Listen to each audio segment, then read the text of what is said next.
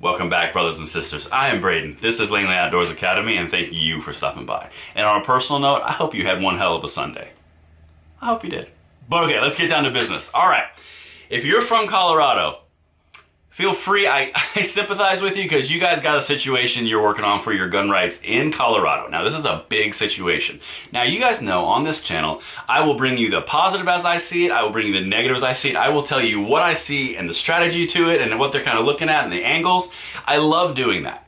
And my big particular favorite is strategy of what they're thinking. And this one, this thing that's going down in Colorado oozes of a national strategy because it's orchestrated and it looks very well written.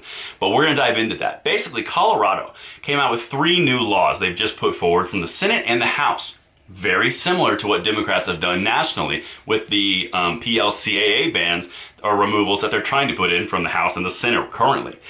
This is a very orchestrated effort, and it smacks of like Giffords.org and the far left gun control agenda, but we're going to go through it and we are going to make a difference. But the biggest thing, guys, if you live in Colorado, if you have family live in Colorado, if you just want to speak for someone who lives in Colorado, call the representatives at the House and the state level in Colorado. Because, guys, every single thing that you do, phone call, email, get your friends fired up to go ahead and do the exact same thing, it matters.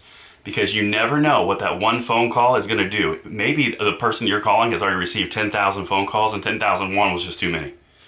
Everything matters. Get to it. We got each other. We're having a great conversation. Let's get to it.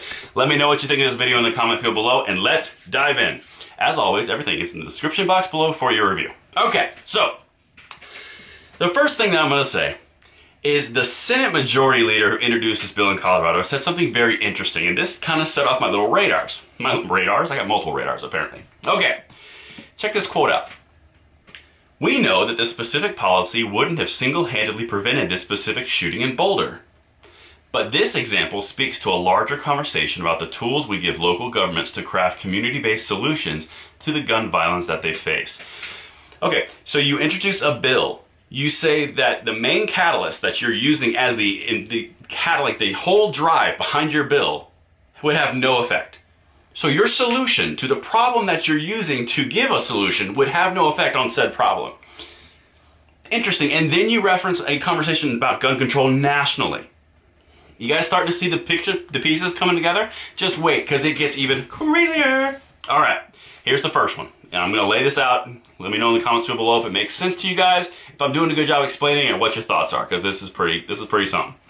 All right, Senate Bill 256, ending the local preemption ban. Now, to give you a primer, preemption is basically a law that's passed in multiple states across the country that says small local ordinances, like, for example, in Georgia, Atlanta can't have gun laws that conflict with the state of Georgia. Georgia is the superseding entity.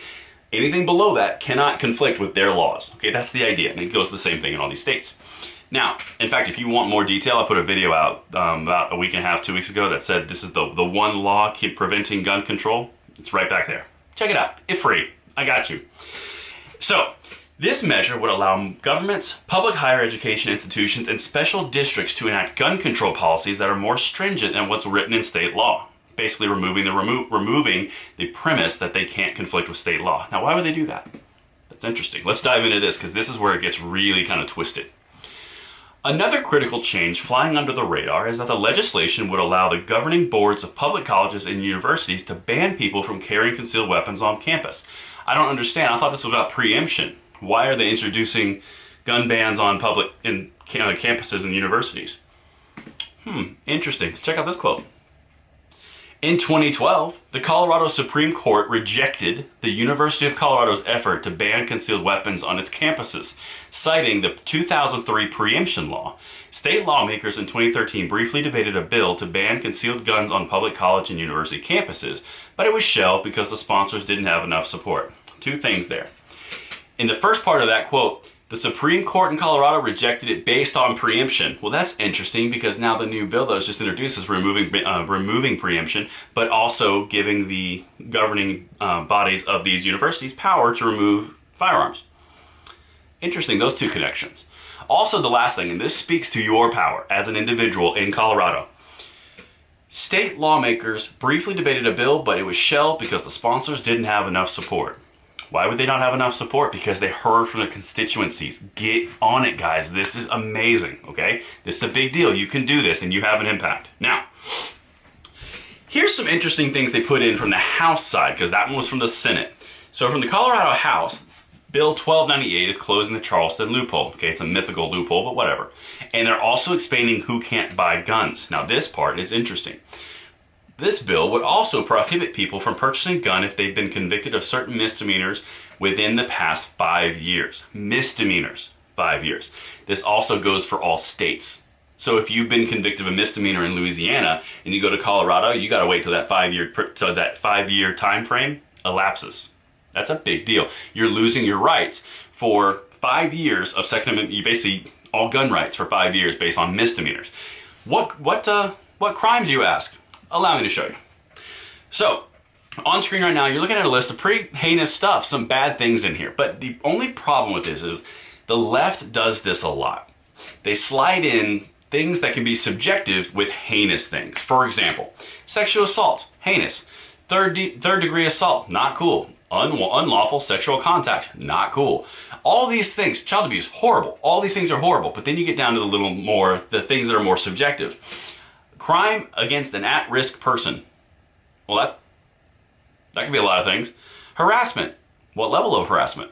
A bias-motivated crime. Well, what do you mean? There's so many different things here that they could use to remove the firearms, basically constitutional right, for 5 years. 5.